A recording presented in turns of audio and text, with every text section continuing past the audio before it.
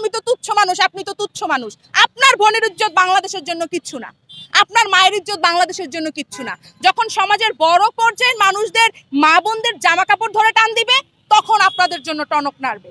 জনগণ রুখে দাঁড়াইলেই জনগণই পারে নতুন বাংলাদেশ করতে। কোনো ডক্টর মোহাম্মদ ইউনূসও পারে না, কোনো বিগত যে সরকাররা ছিল তারাও পারবে না, শুধুমাত্র জনগণরাই পারবে। আইন তাদের শাস্তি দিবে কখন জানেন? যখন এই বর্তমান পরিস্থিতিটা এত মাত্রা অতিরিক্ত বেড়ে যাবে, যখন যারা সমাজের খুব উঁচু পর্যায়ে আছে তাদের মা বোনদের জামা ধরে টান দিবে, তখন হয়তোবা কিছু একটা হতে পারে। আরে ভাই, আমি তো তুচ্ছ মানুষ, আপনি তো তুচ্ছ মানুষ। আপনার বোনের ইজ্জত বাংলাদেশের জন্য কিচ্ছু না, আপনার মায়ের ইজ্জত বাংলাদেশের জন্য কিচ্ছু না।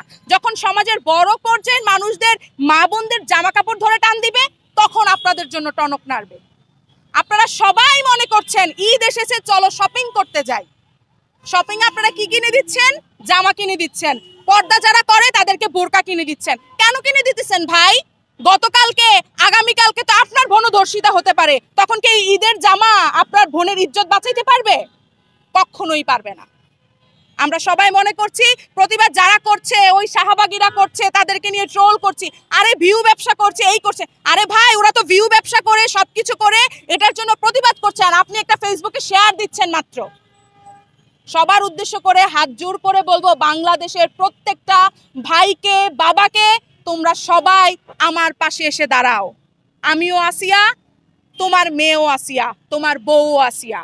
যদি আজকে আসিয়ার দাফন হয়ে যায়, কোনো না কোনো একদিন তোমার মেয়েরও দাফন হয়ে যাবে, ধর্ষিতা হয়েও তার দাফন হয়ে যাবে। তোমার বউয়েরও দাফন হয়ে যাবে, তোমার ৮০ বছরের মায়েরও দাফন কাজ শেষ হয়ে যাবে বাংলাদেশে, কিন্তু ধর্ষক বেঁচে থাকবে। সবাইকে বলছি, রাজপথে নেমে আসো। বাংলাদেশ আমি গড়ব, বাংলাদেশ তুমি গড়বা, বাংলাদেশ আমরা গড়ব, কাউকে দরকার নাই।